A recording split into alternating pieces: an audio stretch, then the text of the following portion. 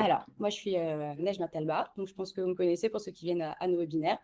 Je suis coordinatrice marketing chez Service Factory. Je m'occupe de la communication, des webinaires, de tous nos partenariats. Et je suis accompagnée de François. Je te laisse te présenter. Yes. Moi, je suis donc François Pujalon. Je suis là, ce qui est présenté, c'est que je suis expert en digital learning et responsable formation. Je suis responsable formation de Service Factory depuis 4 ans maintenant. J'étais client pendant 3 ans avant et j'ai eu la chance de pouvoir rejoindre Service Factory en me disant vous avez l'avenir de l'ingénierie pédagogique dans les mains avec votre logiciel, vous prenez que des bonnes décisions. Faites-moi une petite place, s'il vous plaît. J'aimerais vraiment beaucoup participer à l'aventure. J'ai la chance d'être là et de pouvoir transmettre sur cette. Je peux le dire, c'est un sujet qui me passionne. Je suis passionné également de neurosciences et pas mal justement neurosciences derrière la mémorisation, l'ingénierie pédagogique, comment on va plus loin, qu'est-ce qui se passe quand on ouvre le capot du cerveau pour voir comment on retient. Et en fait, ça fait 7 ans que je vois le logiciel s'améliorer et aller dans le bon sens pour mieux transmettre, permettre aux apprenants de mieux retenir et de changer la donne par rapport à des logiciels ou des façons de faire de la formation qui ne sont pas pertinentes ou qui perdent de l'énergie. Voilà. Du coup, je crois que Najma, tu vas avoir un petit sondage à proposer à nos participantes et participants. Hop. Alors, premièrement, déjà, la base, est-ce que vous avez déjà utilisé BTS Editor? Je vais vous laisser répondre et je publierai le résultat. On a beaucoup de clients qui sont avec nous, du coup, j'imagine. Hop, des testeurs.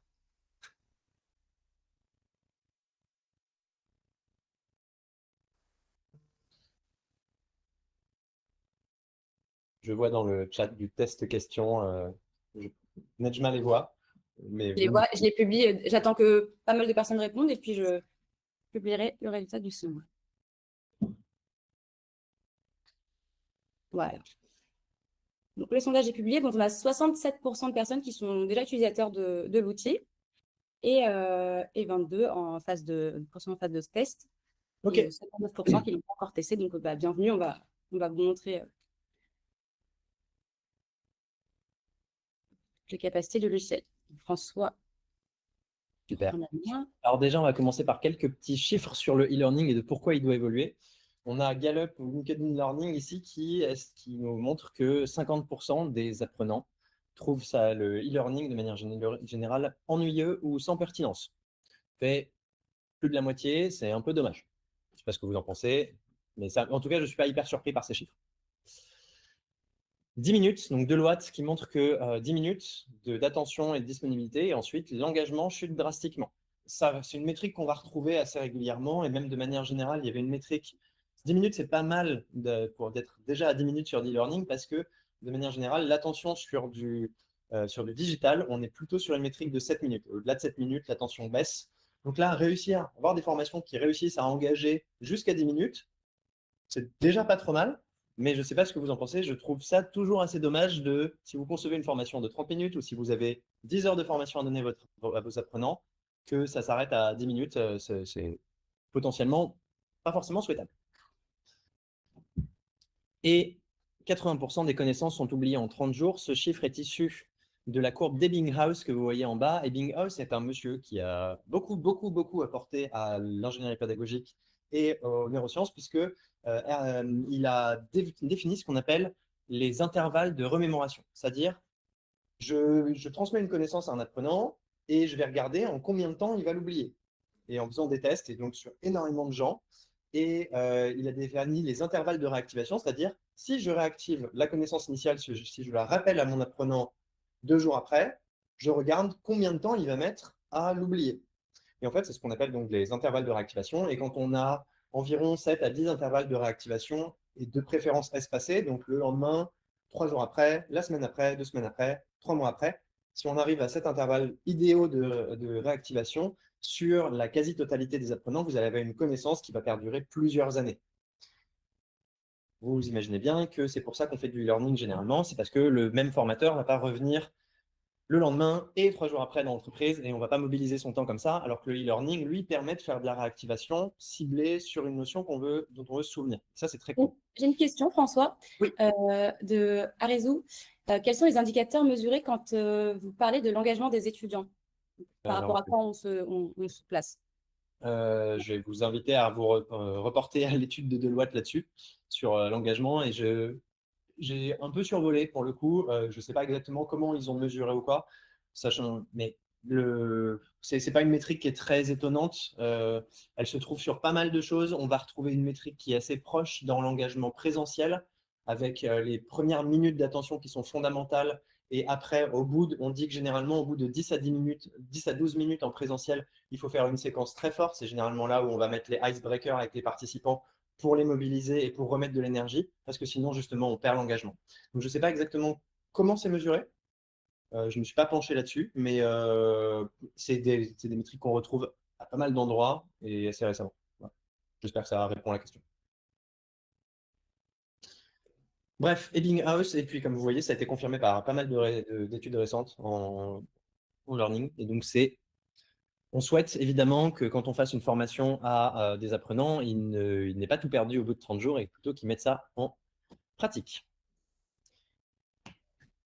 Nous, ce qu'on préconise chez Service Factory, c'est qu'on apprend mieux en faisant, avec cette boucle d'observation, décision, action, feedback, et on recommence, observation, décision. Une fois que j'ai fait mon action, on m'a donné un feedback sur si c'était bien ou pas, je peux observer ce que ça fait, je peux prendre une décision qui est en accord avec mon observation, et je peux tester avec une nouvelle action sur laquelle je recevrai un feedback, etc., etc.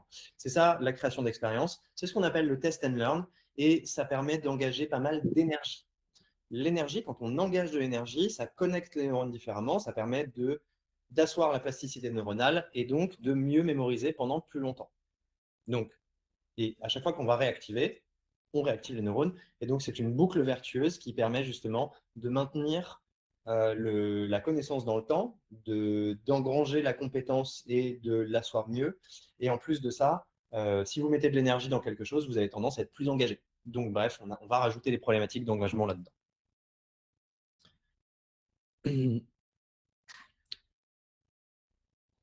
Pourquoi VTS éditeur est différent? Alors, pour les clients, vous le savez déjà. Pour les personnes qui nous découvrent, sur la plupart des outils classiques, on va avoir du mal à développer des soft skills. C'est quelque chose qui est une de nos marques de fabrique, c'est une de nos expertises sur VTS Editor. Développer des soft skills, on va être surtout sur les compétences interpersonnelles. Vous allez le voir, si vous ne connaissez pas encore, nous, on a comme parti pris de mettre des personnages dans nos expériences. De cette façon, on va essayer de simuler des interactions sociales, des situations sociales.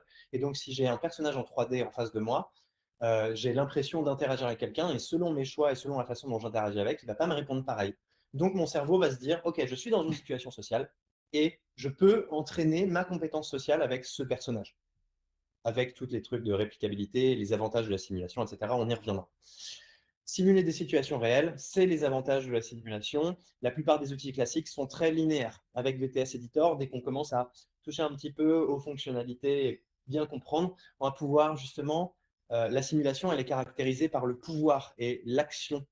Si jamais je n'ai aucune action sur mon environnement, je ne peux pas vraiment simuler. Dans une vraie situation, je peux attraper les choses, je peux faire des choix. Et ces choix conditionnent quelque chose qui va se passer en réalité avec la simulation. C'est le principe du simulateur de vol. Vous n'avez pas forcément envie que le pilote de votre avion, ce soit la première fois qu'il conduise un avion. Vous êtes content qu'il soit passé par des simulateurs de vol et qu'il ait simulé ça sur un avion tout seul avant de piloter votre Boeing, forcément. Donc, c'est un peu ce qu'on essaye de faire ici, c'est de simuler des situations réelles, des situations de travail. Il y a tout un courant de formation, la formation en situation de travail, la FEST.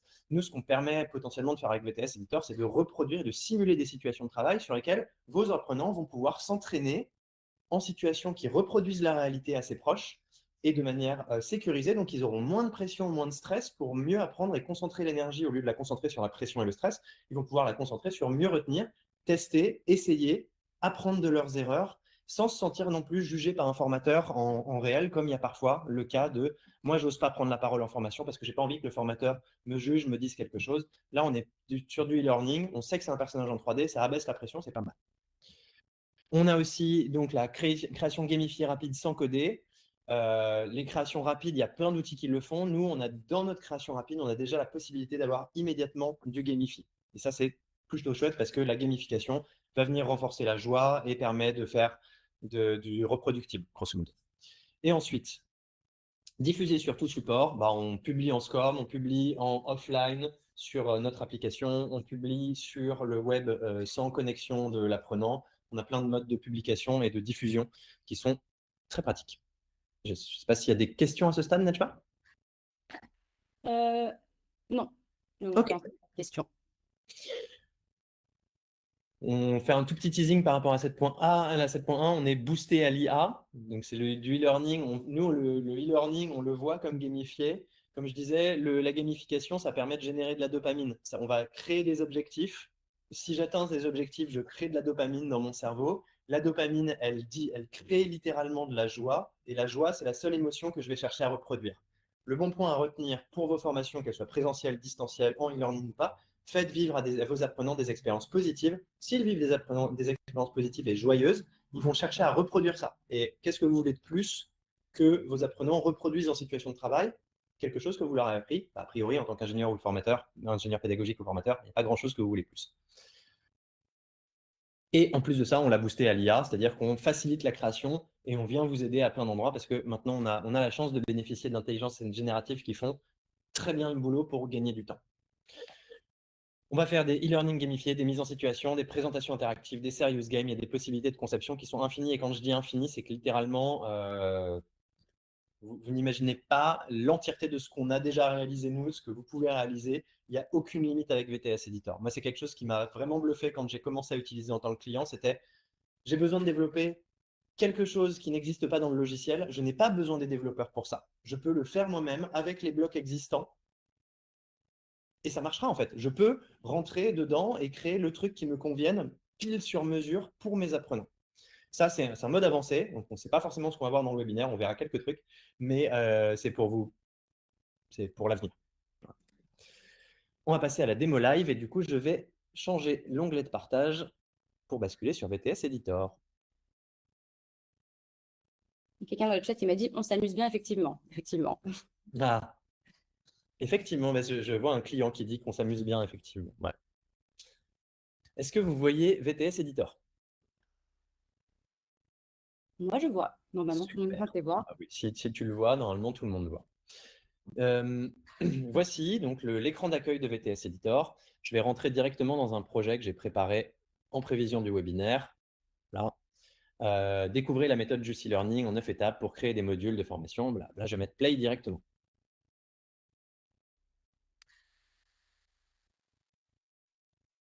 Bienvenue dans ce module de formation sur la méthode Juicy Learning en 9 points.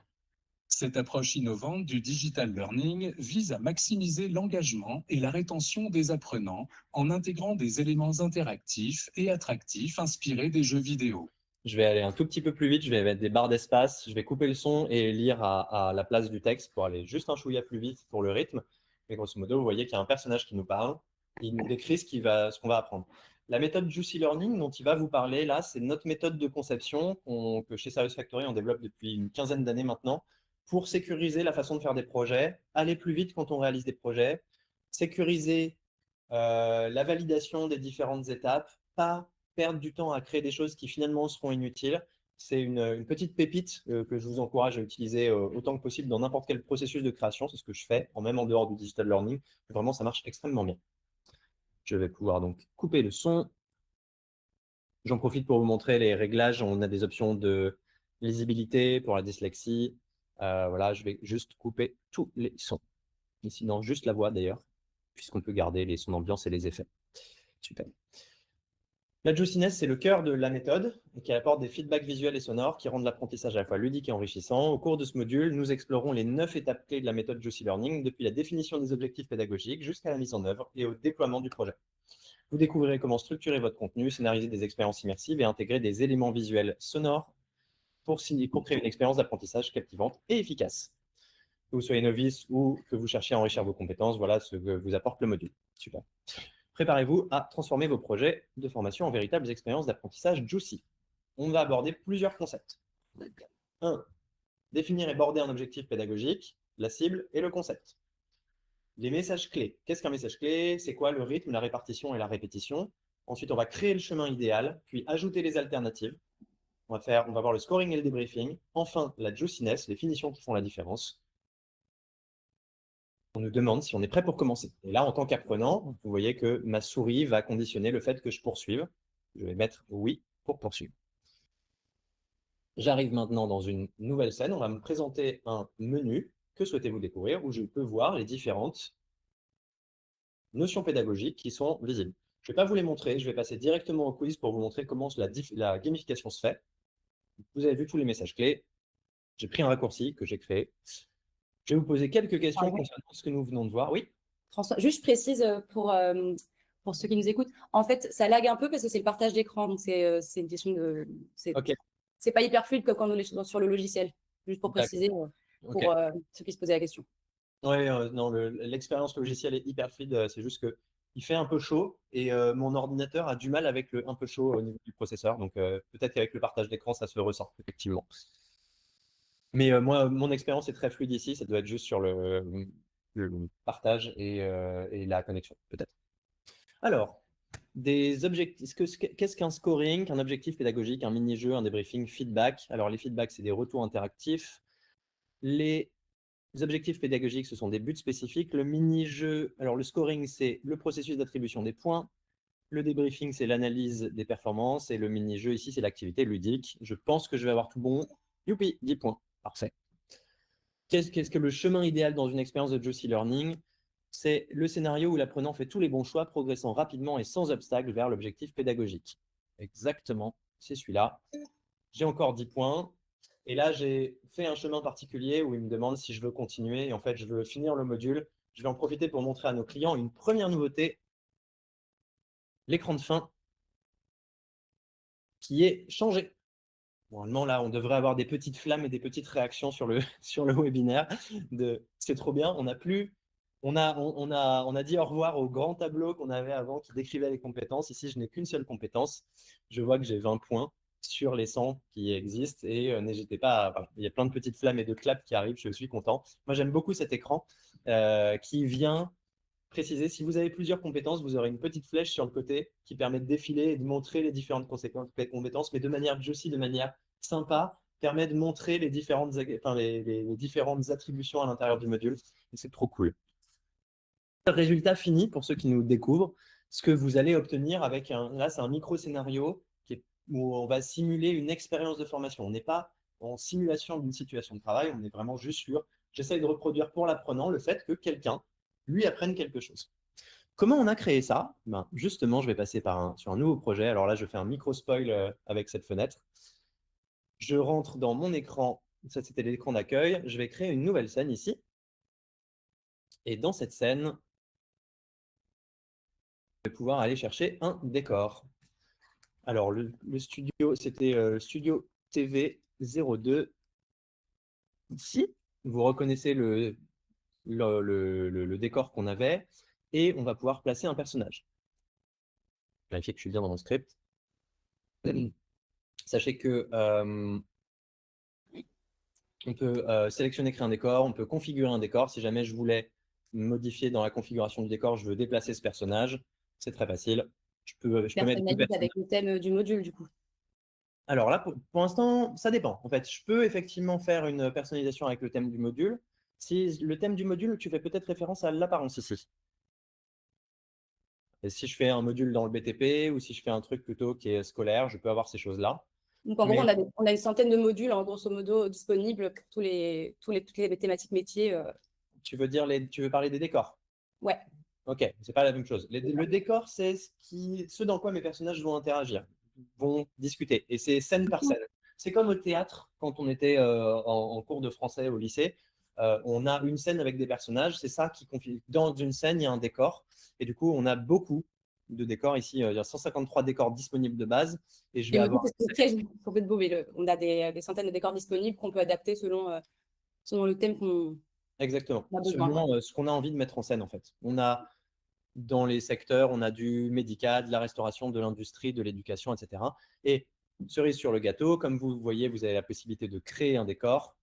Si je veux créer un décor, je peux aller dans mon environnement de travail, prendre une photo en 2 dimensions ou en 3 dimensions et mettre des personnages dedans de manière à les faire interagir. Voilà. Donc, vous pouvez simuler des situations de travail et ça, c'est vraiment c'est hyper chouette. Donc, comment est-ce qu'on a créé l'autre module? Potentiellement, j'ai ici, je vais pouvoir mettre un personnage et ce personnage, je vais pouvoir le faire par. Mais ce que vous voyez ici, vous connaissez a priori, nos clients ne connaissent pas ce personnage. Je vais l'ajouter.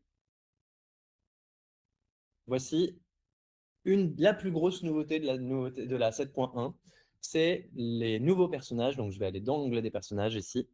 Nous avons maintenant un configurateur de personnages. Vous aviez l'habitude de voir des personnages standards ici, donc qui avaient tous des tenues en particulier, etc. Maintenant, nous avons un configurateur qui est en bêta, comme vous le voyez. Nous avons 15 têtes masculines, 15 têtes féminines. Donc, je peux changer, comme vous voyez, sur le personnage.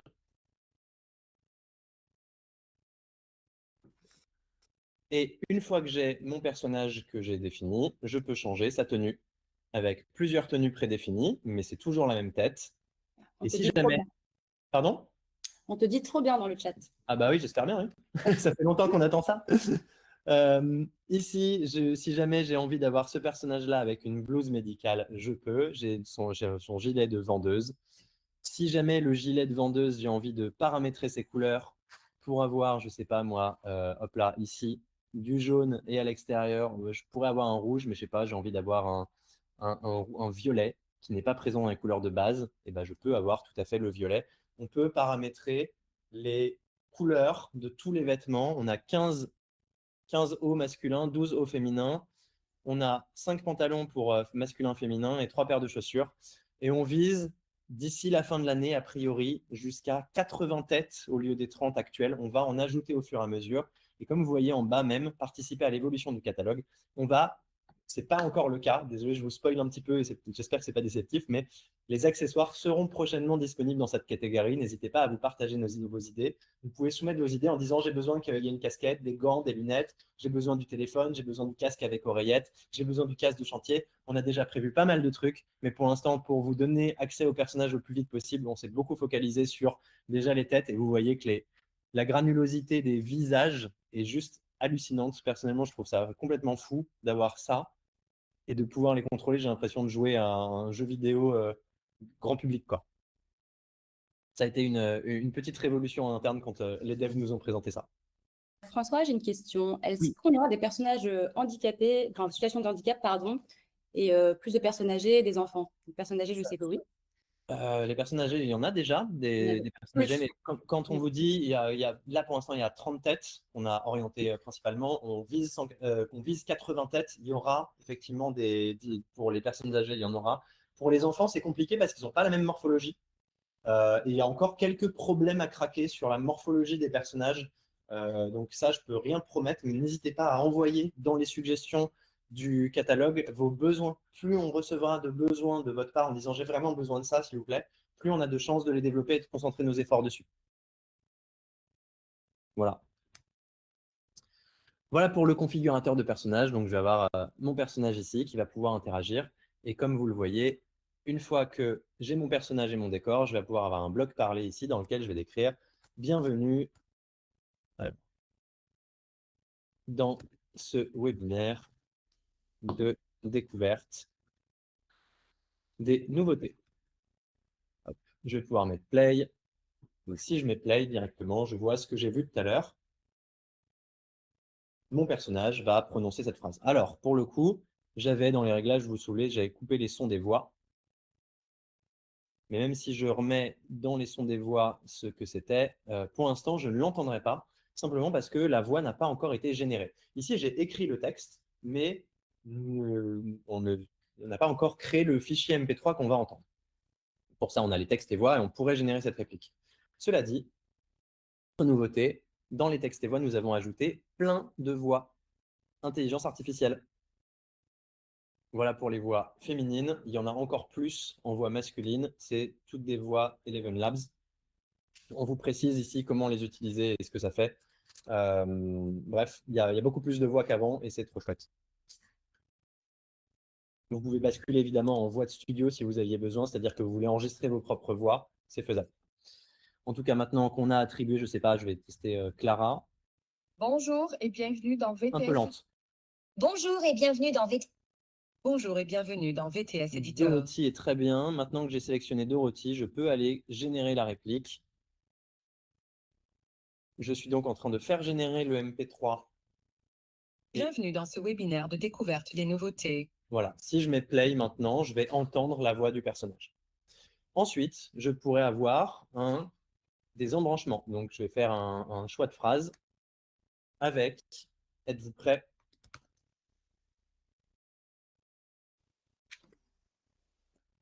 Pour continuer. La première, ce que je vais pouvoir répondre à ce personnage, c'est « Oui, j'ai hâte ». Et tout à l'heure, c'est l'interaction que vous avez vue quand « Êtes-vous prêt ?» J'avais pu cliquer sur « Oui ». Là, le « Oui, j'ai hâte » et j'ai aussi la possibilité de « Non, expliquez-moi encore les objectifs de ce module, de cette formation ». Et là, ce qui se passe, mes clients connaissent évidemment, mais ici, j'ai deux embranchements, deux flèches qui partent de ce bloc. C'est-à-dire que si l'apprenant choisit « Oui, j'ai hâte », je vais avoir le personnage qui va pouvoir lui répondre « Trop bien, je suis super contente » et « Non, expliquez-moi encore ». Je ne sais pas, ça peut être « Bien sûr, je t'explique » ou alors « Non, j'ai pas le temps, allons-y tout de suite ». Et selon les choix que vous allez faire, vous allez pouvoir orienter l'émotion du personnage. Donc là, pour l'instant, elle est dans une émotion neutre, mais elle peut être tout à fait joyeuse ou avoir peur, avoir de la tristesse, de la colère ou de l'indécision. Et ça me permet de vous montrer que les pixels qui composent les visages des personnages sont plus affinés, sont plus réalistes et ça va permettre d'avoir de meilleures expressions des émotions. Autre nouveauté, spécialement pour nos clients, il y a quelque chose qui est assez intéressant dans les choix de phrases ici. Pour l'instant, certaines personnes le savent, mais peut-être pas tous et toutes, nous avions l'émotion du personnage ici, si je mettais qu'elle était très en colère à la fin de ce non, c'est pas forcément le expliquez-moi, elle peut être juste indécise. Si je rajoute une réplique en disant j'ai pas envie, elle peut être en colère. Voilà. Et jusqu'à maintenant, l'émotion de colère se serait appliquée une fois que le j'ai pas envie est terminé. Maintenant, je peux avoir l'émotion immédiate, donc l'émotion du destinataire est appliquée directement. Si je dis j'ai pas envie, je pourrais avoir le personnage qui sera pas contente, ou alors après une petite seconde de délai, c'est-à-dire ici, si je mets 0,5 secondes de délai, elle va commencer à être pas contente au bout du j'ai pas, et ce sera assez réaliste, et on peut aller plus loin dans le paramétrage de quand l'émotion se déclenche, et ça c'est une nouveauté qui est super cool aussi. Une progression de l'émotion en fonction de la gravité ou pas Évidemment. de la situation. Voilà. Ok. Du coup, maintenant qu'on construit le projet comme ça, on va avoir plein de blocs verts ici qui nous permettent justement d'ajouter du vrai-faux, de l'appariement, de drag and drop, les modalités d'interaction les plus générales. On va arriver petit à petit vers ce que je vous ai montré tout à l'heure, un graphe qui ressemble à ceci. Je vais avoir ici mon storyboard avec une scène d'introduction, c'est celle que je vous ai jouée, la scène de présentation dans laquelle je vais retrouver le menu que je vous ai montré. Le menu va dans différents groupes ici qui me permettent de diffuser les modalités pédagogiques. Donc, qu'est-ce que c'est qu'un objectif pédagogique? Qu'est-ce que c'est que, comment il est? L'objectif doit être clair et concis, exprimé en une seule ligne, etc., etc. Donc, ça, c'est tout mon contenu pédagogique. J'ai un petit quiz derrière qui me précise des questions sur ce que je viens de voir, puis potentiellement des badges de gamification qui viennent dire « Bravo, tu as été attentif, tu as décroché un badge ». J'ai plusieurs badges à récupérer sur l'expérience. Bref, une fois que j'ai vu mes messages clés, je vais aller de nouveau au niveau du scénario dans des scènes ici. J'ai des dialogues entre mes personnages et mes personnages vont discuter du concept il y a un personnage qui va avoir tort et l'autre personnage va le corriger. Et ça permet justement d'avoir un petit peu de mise en situation, d'échange et de réactiver ce qu'on vient de voir, mais exprimé à l'oral par deux personnages pour mieux comprendre le concept. J'ai ensuite une scène, une fois que j'ai tout terminé dans ma présentation, j'ai dit je veux passer directement au quiz, ou une fois que j'ai terminé, vous avez vu tous les messages clés, je passe à l'évaluation avec les interactions que vous avez vues et que je vous ai joué tout à l'heure. Le chemin idéal représente blablabla. Ok. Évidemment, tout est évolutif, donc ce scénario que j'avais créé, je ne voulais pas vous spoiler sur les personnages. Je peux tout à fait aller dans les personnages et remplacer mes personnages. Donc ça, pour toutes les personnes clientes, vous savez d'ores et déjà que vous pouvez retourner dans tous vos modules, mettre les nouveaux personnages qui sont beaucoup plus réalistes, beaucoup plus engageants, et réexporter, republier vos modules pour engager vos apprenants différemment, ou en tout cas faire de la nouveauté sur ces expériences qui ont normalement, je l'espère, déjà beaucoup de succès. Est-ce qu'on a des questions ou des réactions à ce stade?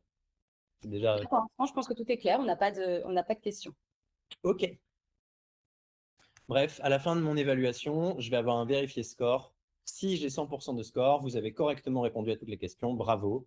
Et j'ai même le badge gros cerveau qui dit que j'ai tout réussi parfaitement avant de passer à la conclusion de mon module. Voilà. OK. D'ailleurs, si j'ai pas les 100 de score, le personnage va me dire n'hésitez pas à revenir pour améliorer votre score. C'est plutôt chouette. Ça, c'est donc je vous ai montré comment marchait le scénario et c'est un template, grosso modo, de projet qu'on va retrouver assez vite pour décrire des situations faciles. Nous avons ajouté dans la 7.1 d'autres façons de créer vos projets. Vous allez avoir la création à partir d'un modèle en dessous. Des présentations, des conversations, des successions de quiz, entretiens, pourquoi pas une enquête ici. Si je prends une visite guidée à 360 degrés, par exemple, je vais avoir directement une suggestion de comment est-ce que je peux créer une situation de 360 degrés. Donc là, j'ai une scène en 360 degrés avec un personnage qui va me dire « Bienvenue, êtes-vous prêt à commencer la visite ?» Et je vois ici, j'ai même des indications introduction de la visite. Et on me montre, en fait, j'ai déjà quelque chose qui me permet de l'utiliser en template. Je peux remplacer le décor, je peux remplacer le personnage, je peux copier-coller des scènes pour aller plus loin et pour voir comment faire, etc. Ça, c'est un premier template. Nous en avons mis pas mal, comme vous voyez. 15 ici. J'aime beaucoup et particulièrement la gestion de l'état émotionnel. Certaines personnes dans l'assistance connaissent déjà, c'est le template hôtellerie cliente mécontente. Vous le connaissez peut-être sous ce nom-là. J'ai une introduction, ensuite j'ai une scène avec une cliente. Cette cliente a un gros problème. La cliente arrive en colère. Elle nous dit « ce n'est pas tolérable ». Je vais pouvoir lui répondre « bonjour madame, je vous écoute » ou « bonjour madame » ou « la politesse, vous connaissez ».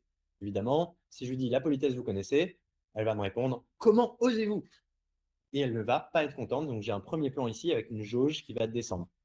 Si je lui dis au contraire « bonjour madame, je vous écoute », elle va répondre « l'hygiène de votre établissement laisse sérieusement à désirer » et son état émotionnel, elle va commencer à se calmer un peu parce qu'elle est écoutée. Et je suis en train de développer à la fois mon soft skill d'échange avec la cliente et à la fois ma compétence de réceptionniste en hôtel. Pourquoi on l'a mis ici dans la gestion de l'état émotionnel? Parce que le fait que ce soit dans un hôtel, une cliente mécontente en hôtellerie, c'est évidemment modifiable. Vous pouvez le faire dans n'importe quel magasin. Vous pouvez changer votre décor ici pour mettre un décor de bureau et avoir à la place de ce personnage-là une collaboratrice ou un collaborateur qui voudrait préparer son entretien annuel ou qui n'est pas content d'une situation avec un collègue. Et vous pouvez changer dans les différents choix de phrases.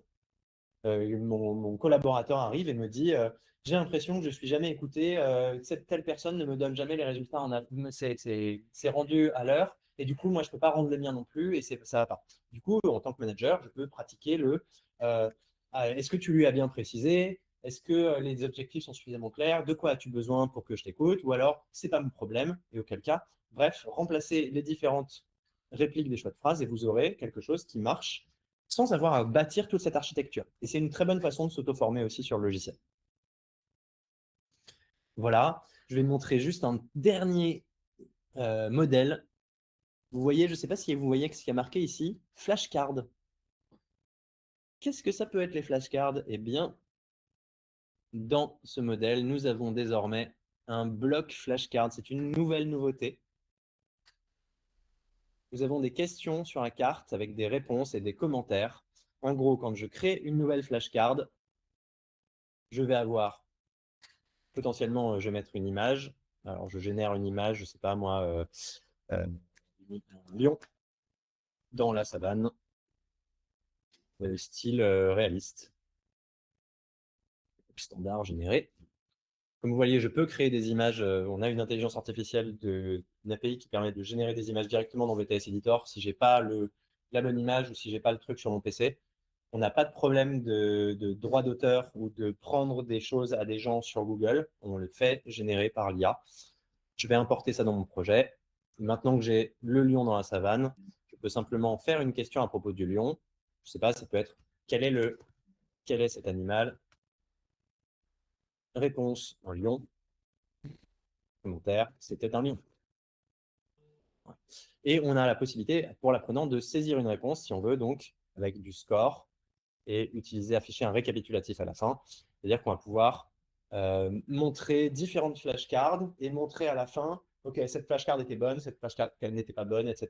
Et avoir potentiellement des options de score. Bref, tout ce qu'on retrouve de manière générale dans un bloc interactif. Voici le rendu de la flashcard. Boum. Un lion. Boum. C'était un lion. Et quand je continue, voilà, j'ai mon récapitulatif à la fin. Ça ajoute encore une modalité, on en avait quelques-unes, hein, des modalités d'interaction qui marchaient déjà pas mal. On continue de vouloir en ajouter, de faire des options de réactivation. Pour les neurosciences, ce qu'on dit, c'est que la répétition, c'est jamais un problème. Ce qui change, le problème, c'est la redondance et l'ennui. Si vous ennuyez vos apprenants, et c'est le gros problème de l'engagement apprenant, ils ont l'habitude, ils vont subir une modalité pédagogique pendant X temps. Grâce aux différents blocs verts, vous allez changer de modalité pédagogique. Ils vont découvrir quelque chose et se dire « Ah, j'ai pas encore vu ça ». Ou « Ah ouais, c'est cool, c'est cet exercice que j'avais bien aimé ». Ou « Cool, j'ai pas encore le même exercice ». Même si je suis habitué, oui, je reconnais que c'est des flashcards, mais là, je sais que je suis parti pour 3 minutes de flashcards à me mettre dans ce mode de configuration particulier. Et ça, c'est super chouette. N'hésitez pas si vous avez des questions en neurosciences aussi là-dessus. Il faudra juste m'arrêter parce que je risque d'être intarissable sur le sujet. OK. Maintenant qu'on a vu comment on crée un projet à partir de rien, comment on partait d'un modèle ici, vous vous souvenez, je vous avais un petit peu spoilé la génération boostée à l'IA. Nos clients connaissent également, on va avoir la génération de modules avec l'IA pour avoir un assistant qui va nous aider à créer complètement des modules. Vous allez voir déjà une petite nouveauté ici, le nom du projet, je peux directement rentrer mon nom de projet, donc je vais dire ingénierie pédagogique. Le public cible, c'est ingénieur pédagogique. Et avant, on devait le préciser s'il était débutant, novice, intermédiaire ou avancé. Maintenant, on a cette option directement ici. Ça va donner à l'intelligence artificielle des options pour mieux prévoir comment adapter ces suggestions. Je vais ici partir du débutant et la thématique principale, ça va être la méthode en 9 points.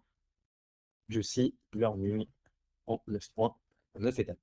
Je peux suggérer des messages clés ici. Donc l'IA va faire des recherches dans ce sur quoi elle a été entraînée et me donne comprendre les bases de la méthode Juicy Learning, identifier les besoins d'apprentissage, créer des objectifs, concevoir des activités, utiliser des outils numériques. Et c'est pas exactement, vous reconnaissez normalement pas les messages clés de tout à l'heure. On a un petit maximum de 7 ici. 7, ça correspond à l'empamnésique, c'est la mémoire vive de quelqu'un. De manière générale, on essaie de limiter à 7. Au-delà de 7, on a plus tendance à oublier. Or, oublier, c'est bien dans l'apprentissage, mais seulement selon certaines modalités.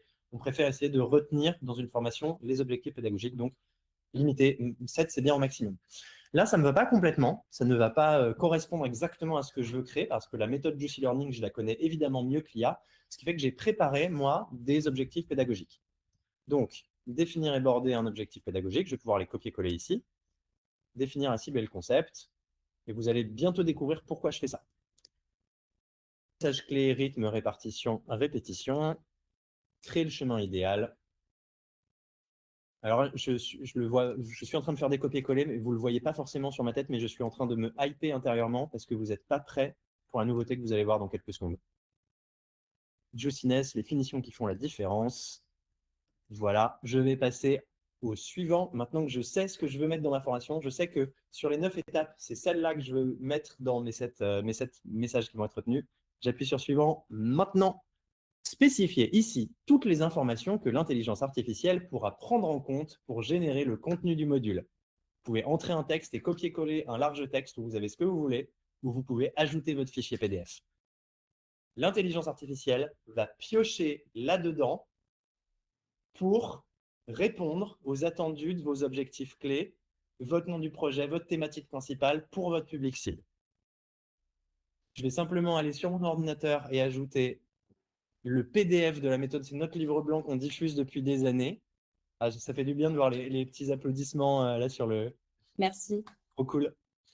Content que ça vous plaise. Alors, c'est dans mes documents BTS Editor, mon livre blanc Juicy Learning. Voilà, je suis en train de… Les 9 étapes clés. J'ai ajouté mon livre blanc de Juicy Learning. Je vais mettre suivant. Ça va me créer ce projet avec, je vais générer des images de fond pour les décors, générer des images d'illustration pour la présentation, générer des images dans des badges, et je vais générer mon projet. C'est parti. Grosso modo, ce que ça fait, le projet que j'avais fait tout à l'heure, que je vous ai présenté, en fait, je l'avais créé avec l'assistant d'intelligence artificielle, sauf que je n'avais pas généré d'image dedans. Moi, j'avais récupéré les images de mon PowerPoint, de notre méthode, de notre livre blanc, je les avais isolées avec des captures d'écran pour les mettre correctement. Si vous partez de rien, si vous partez d'un nouveau projet, si vous partez de juste votre document Word que vous avez fourni en PDF, ou si vous avez fait un copier-coller de votre texte, ce sur quoi vous voulez orienter votre formation, ça peut être bien de générer des images. En tout cas, là, pour les besoins du webinaire et pour l'effet de voir comment c'est fait, j'ai choisi de le faire. Ce qu'il y a derrière, l'ingénierie pédagogique qu'on a mis derrière, c'est tout un tas de prompts qui vont aller pour chacun des blocs. On a défini tout plein de blocs et un graphe qui est déjà rempli. Et en fait, on a expliqué point par point à l'intelligence artificielle, ici, j'ai besoin que tu me fasses, que tu me génères une phrase qui parle de ça. Et ici, une phrase de ça. Après avoir parlé de ça, il faudrait que tu précises et que tu développes le concept un peu plus loin. Dans cette scène, j'ai deux personnages qui parlent de ça. Est-ce que tu peux les faire échanger? Le premier personnage a faux, le second personnage a raison. Est-ce que tu peux me créer des badges qui vont avec? Est-ce que tu peux créer des images pour les badges, sachant que la notion que je veux, c'est pour ça, etc., etc. L'intelligence artificielle, il y a des centaines de prompts cachés là-dedans qui sont en train de travailler pour générer des images, compléter vos blocs et piocher en plus de ça dans les documents PDF ou dans le texte que vous aurez collé. On est déjà à la moitié. C'est très long ici, je dis très long, hein, on s'entend. On est en train de créer un module de 20 à 30 minutes. Ça prendra entre 20 et 30 minutes à jouer en entier pour bien tout voir. Ça va être créé en l'espace de 2 minutes par l'IA avec les générations d'images. Sans génération d'images, ce qui est le truc qui prend le plus longtemps, on aurait déjà largement terminé, voire j'aurais eu le temps d'en générer 3.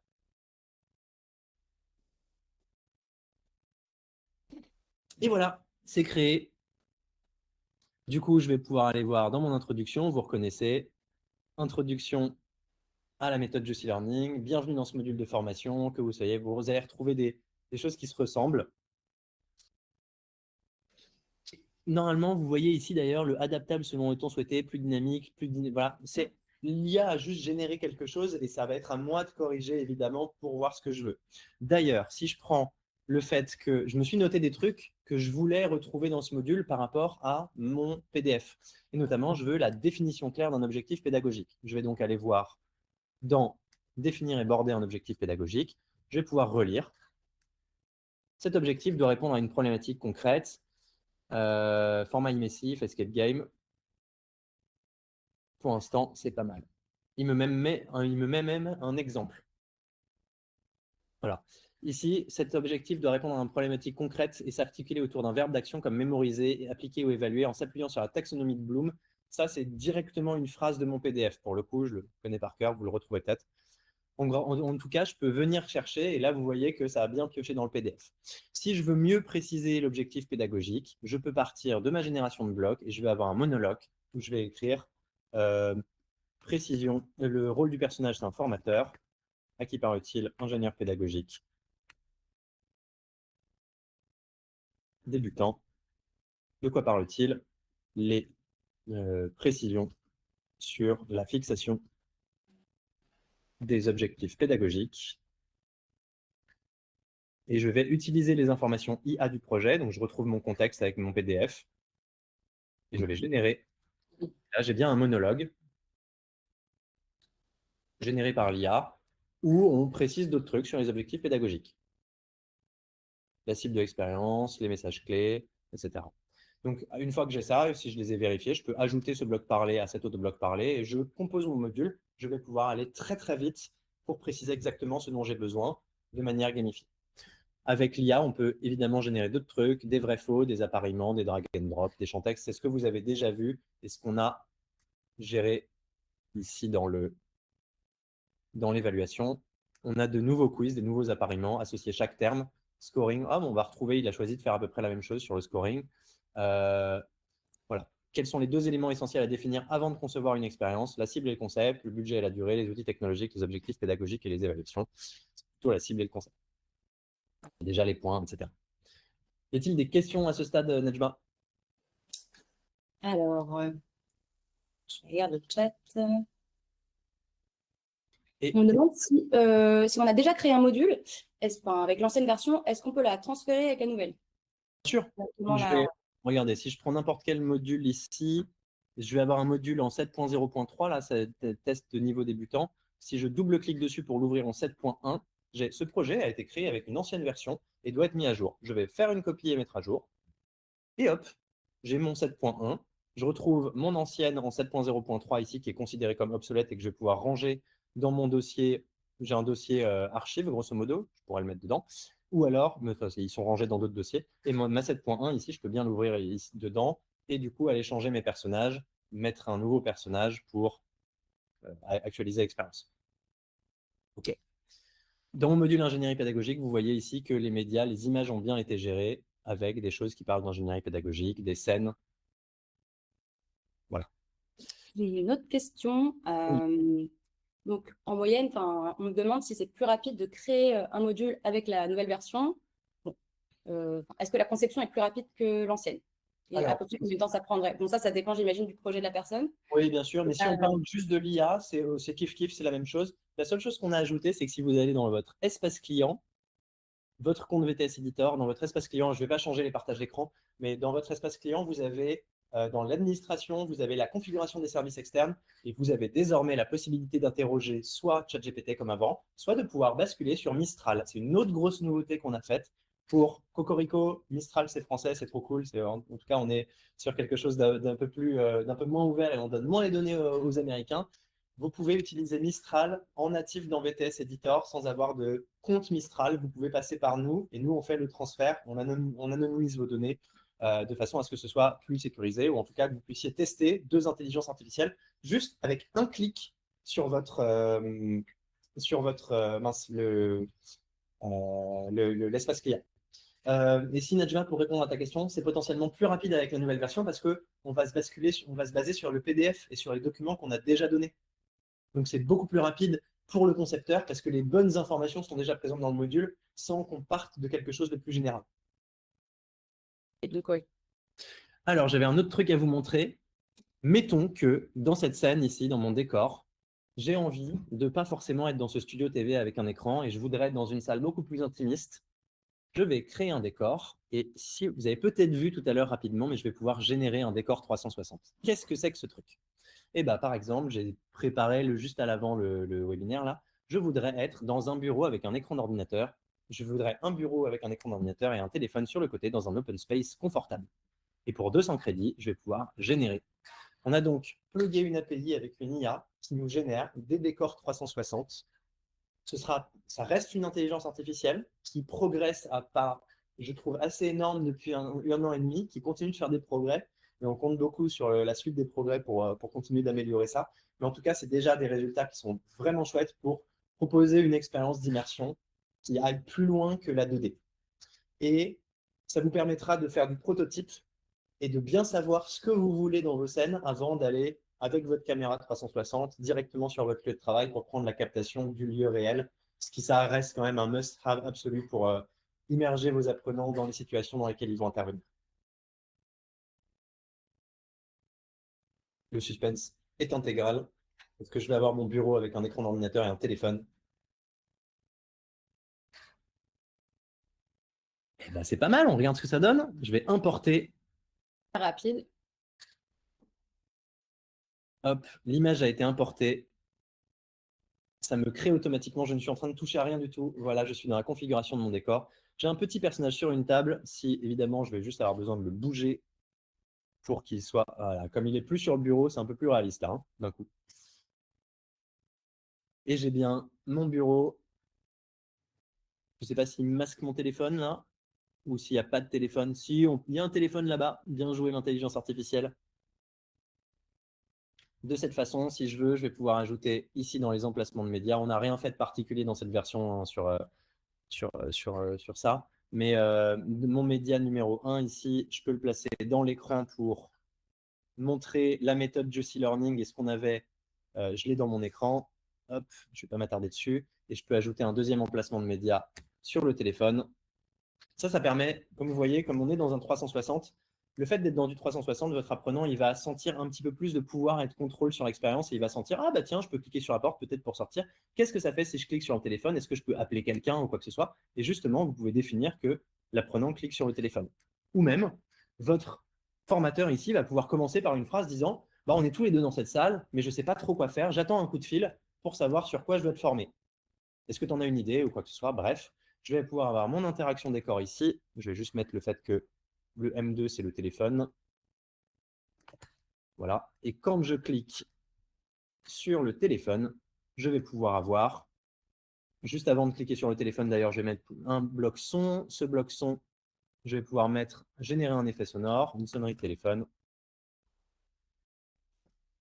Hop, sans faute d'orthographe, c'est mieux. Je vais mettre 4 générations pour pouvoir tester. Et ici, je fais générer par IA. Ça vient d'une ancienne version, mais pour les nouveaux qui nous découvrent, c'est plutôt chouette. Pareil, il n'y a pas besoin d'aller chercher sur Google. Voilà, on a un téléphone qui sonne. J'aime bien la première, je vais la prendre. Et c'est ça, mon bloc son, que je vais utiliser pour avoir le téléphone qui sonne. Je peux le mettre en boucle 3 fois. Et quand je vais décrocher, je vais avoir un bloc parlé de quelqu'un en voix off qui dit « Oui, bonjour, vous devez être formé sur l'ingénierie pédagogique. » Bref, les possibilités de création sont infinies, boostées à l'IA parce que vous n'avez plus besoin de chercher vos médias, de galérer avec « Ah, j'aurais trop besoin de ça, mais je n'ai pas le graphiste, il n'est pas là. » Prototyper avec ce que vous avez. Si derrière, vous avez besoin d'aller plus loin et si l'IA ne suffit pas, vous pourrez toujours le faire. Mais ça, c'est comme avant. Et déjà, on a de quoi partir, pas de la feuille blanche. J'aurais bien besoin d'un verre d'eau après ce webinaire. Moi, là, l'IA ne génère pas encore. Oui. Ok. Du coup, j'imagine que l'outil il est fait pour tout type de secteur d'activité, tout type de domaine. On peut l'adapter à tout. On est sur la méthode de manière générale. Il n'y a pas de thème en particulier. On fait vraiment ce qu'on veut dedans. Le contenu, c'est à vous. Nous, on gère la mise en forme. Et moi, techniquement, en tant que responsable de formation, je vous accompagne sur la mise en forme. On va continuer sur les petites dingueries. Une fois que j'ai mon module, désormais l'option directement sur le module ici. Alors, si vous voulez traduire votre module par l'intelligence artificielle, on a ajouté quelque chose d'assez chouette dans les textes et voix avec la traduction automatique. Vous avez désormais la possibilité de préciser un contexte. J'aime bien l'exemple de notre lead dev, enfin du product owner de VTS Editor qui dit un serveur, ça ne va pas être traduit pareil en anglais selon qu'on soit dans un contexte de restauration ou dans un contexte informatique. Donc, vous pouvez préciser qu'on est dans la restauration. Et voilà. Et une fois, donc vous pouvez traduire votre module dans une langue comme ça. On a ajouté un truc pour aller encore plus vite, encore plus loin. On peut traduire le module ici je peux traduire les notes de travail, les prononciations modifiées. Je peux détecter la langue source ou alors dire directement que je commence en français. Et je peux avoir mon module en bulgare, chinois, allemand, espagnol, hongrois, roumain. Je vais calculer le coût ici. Ça me fait 614 crédits. Si je lance la traduction en 30 secondes, bah, on va le faire. Vous voyez à quel point c'est rapide. L'IA est en train de traduire le projet dans 6 langues différentes en 20 secondes. On a fait des relectures. Il y a moins de 1% d'erreurs sur les traductions. Voilà, mon module traduit en 6 langues à partir du français. On est sur un webinaire d'1 heure où je suis en train de vous présenter des fonctionnalités et je viens de créer un module en 7 langues approprié par rapport à mes PDF. Moi, juste, ça me fait halluciner moi-même alors que je connais l'outil et que j'attends ces nouveautés et que je suis prévenu de ces nouveautés depuis des mois. Avec la présentation, les questions. C'est complètement barge. Voilà. On a d'autres possibilités de créer. Quand vous créez un nouveau projet, vous pouvez partir de from scratch. Là, je suis sur Mac, mais sur PC, vous allez avoir la possibilité de créer à partir de votre PowerPoint pour importer directement vos slides, exporter en images avec la vocalisation que vous voulez dans les notes.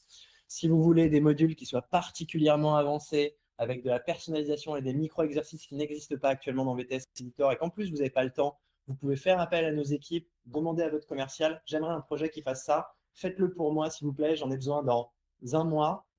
Vous l'aurez et vous n'aurez plus besoin de nous après pour le maintenir. Vous aurez accès au logiciel, vous, pour rentrer dedans, modifier le wording, le faire vivre, sans avoir besoin de tout créer à la base, sans avoir besoin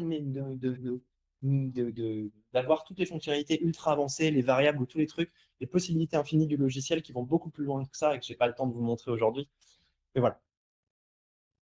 J'ai une dernière question, François. Ouais. Moi, je te laisse aller boire de l'eau. Est-ce qu'on peut choisir un autre modèle de graphe? Je connais la réponse, mais je te laisse. Eh ben, la réponse est non. Pour le moment, nous n'avons qu'un seul modèle de graphe pour la création par la génération d'un module avec l'IA. Ça fait partie. On a 1 million de nouveautés encore sous le coude qu'on a très très envie de vous faire. On ne sait pas si c'est ça qui va être pertinent le plus. Je ne vous précise pas forcément d'autres choses. Il y aura encore beaucoup à dire. Je vais quand même préciser que si vous voulez tester les requêtes IA, on a maintenant la possibilité dans VTS Editor. Pour tester dans VTS Editor, on peut utiliser ses crédits pour tester la requête IA. Si vous voulez savoir ce que fait cette requête IA, il y a un webinaire de Rudy qui date d'il y a 2 semaines, je crois, qui en parle un petit peu de ce que vous pouvez faire. Mais grosso modo, c'est comment vous analysez des réponses ouvertes avec l'IA. C'est de créateur à superviseur de contenu où on parle justement de tout ça. Et je bascule sur la fin de la présentation du coup. Maintenant qu'on a fini la démo. J'espère que j'ai pu vous enthousiasmer autant que je le suis. OK. Donc, les nouveautés principales, le configurateur de personnages plus réaliste, les modèles de projet qui sont trop cool, qui permettent de gagner du temps, qui inspirent beaucoup. On a les nouvelles possibilités de scénarisation avec directement les PowerPoint, les PDF pour la génération. Ça va être plus rapide, plus fluide et plus puissant. Découvrez VTS Editor, vous pouvez créer facilement des parcours engageants à très forte valeur ajoutée. Vous allez vous concentrer sur améliorer ce que fait l'IA, vous allez vous concentrer sur ce que vous voulez vraiment diffuser. Nous, on s'occupe de la mise en forme et de faire en sorte que la mise en forme soit engageante, parle à vos apprenants, et que votre apprenant ne soit pas en train de lire un PowerPoint barbant. Il y a un personnage qui lui parle. Pour le cerveau, ça simule une situation sociale. Et je ne sais pas ce que vous en pensez, mais dans une situation sociale, on évite de s'endormir en face de son interlocuteur. Ça marche un peu comme ça dans VTS Editor avec un personnage en 3D. Ça parle de neurones miroirs, ça parle de plein de choses. South Factory, qui en a nous, si vous nous découvrez, on a bossé avec plein d'entreprises prestigieuses. On a beaucoup de clients depuis de nombreuses années qui sont extrêmement satisfaits de notre produit. On a un produit de toute façon qui n'a pas d'équivalent sur le marché. Ce système d'assembler des blocs, de venir aller chercher le dernier cran de la personnalisation à votre main, il n'y a aucun équivalent. On a été récemment positionné sur la 9 Grid de Fosway. On est en potential leader ici, que vous voyez avec un des plus faibles coûts un des plus faibles coûts d'accès. Donc, on a vraiment un potentiel énorme. On est finaliste dans la catégorie Authoring Tool Solution au EdTech Awards 2025. Si vous nous découvrez, on a 3 types d'abonnements, freelance, entreprise et éducation, à chaque fois en basique et en intégrale. L'intégrale vous permet d'aller plus loin.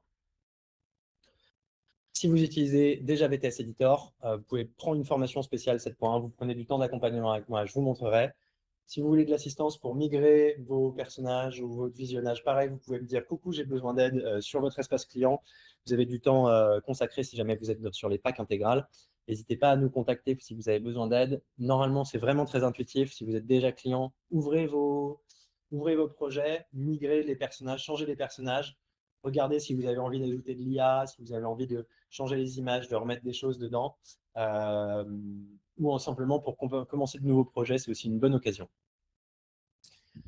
Si vous découvrez VTS Editor, n'hésitez pas à aller sur notre site. Vous avez un essai de 30 jours avec la version d'essai qui vous permet de tester toutes les fonctionnalités qu'on vous a montrées. La seule chose, vous allez être limité simplement sur les 30 jours et vous aurez un filigrane qui dit ceci est réalisé avec une version d'essai. Et si vous avez envie d'en savoir plus ou d'avoir un accompagnement personnalisé sur votre prise en main, sur vos projets, si ça vous a inspiré pour réaliser des projets, vous pouvez scanner le QR code et prendre rendez-vous avec un de nos commerciaux. Nejma, tu avais un dernier sondage.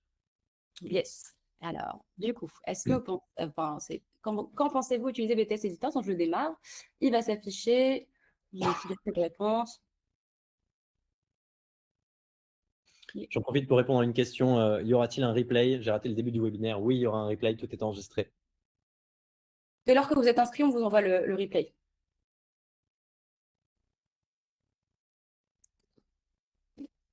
Je fais une question, est-ce que l'expérience va se générer en scènes séparées si c'est divisé en sections dans le PDF téléversé? Non, ça se génère. Les scènes sont. L'expérience générée, elle est faite à partir de vos objectifs, de vos messages clés. Donc, les 7 messages clés vont générer 7 scènes. Si vous avez 5 messages clés, vous êtes à 5 scènes. L'IA va piocher dans votre document, de votre PDF, malgré les sections, pour remplir ça. Mais c'est le template qui fait foi de base. Trop tard pour les questions. Du coup, 80% dès maintenant, d'ici 3 à 6 mois, 17%. Et Alors, plutôt on n'a pas encore pour la dernière question. ouais. Jusqu'où ça peut aller niveau IA? Le digital speech permet d'avoir des dialogues IA avec reconnaissance du langage naturel, du feedback dynamique généré par IA. Est-ce qu'il y a des choses similaires prévues du côté VTS Editor dans les années à venir? Je ne peux pas spoiler, je ne peux pas m'engager, mais évidemment qu'on en parle, évidemment qu'on voit ce que fait l'IA. Vous voyez ce qu'on a fait pour cette version-là. Vous imaginez bien qu'il y a quelques cerveaux comme le mien, voire encore plus forts et encore plus intéressés par tout ce qu'on peut faire là-dessus, qui carburent pour savoir la meilleure façon de vous donner ça et de vous donner accès à ça dans le logiciel et dans VTS. On ne vous spoile pas, on ne promet rien, mais vous allez voir des évolutions. En tout cas, on va continuer de mettre l'accent sur l'intelligence artificielle pour aller plus loin, évidemment. Mais je ne peux pas vous dire quoi. On a déjà une très belle version 7.1 là. Bon, alors du coup, merci. Merci Merci. d'être resté avec nous. J'espère que ça vous a plu. Et du coup, je vous dis, on vous envoie le replay pour ceux qui sont arrivés en retard. Désolé, je ne sais pas si j'ai pu traiter toutes les questions. J'ai beaucoup parlé très vite, mais il y avait tellement de nouveautés à vous montrer. Voilà. Et la version 7.1 est déjà disponible. Je vois une question sur le chat. Ouvrez VTS, il va vous dire, vous pouvez télécharger la 7.1, c'est parti. Profitez bien, amusez-vous bien. C'est un vrai confort d'utilisation et les nouveaux personnages, ça met une nouveauté dedans. Moi, j'adore. N'hésitez pas à scanner le QR code pour prendre rendez-vous, pour avoir toutes les informations et une démo personnalisée. Je pense qu'on peut arrêter l'enregistrement. Et je ne sais pas s'il y a des questions sur le chat auxquelles on peut répondre de manière un peu plus informelle. En tout cas, merci pour les réactions, c'était trop cool. Moi, ça m'a boosté pendant la presse. Et je suis content d'avoir pu transmettre mon enthousiasme. Merci à tous.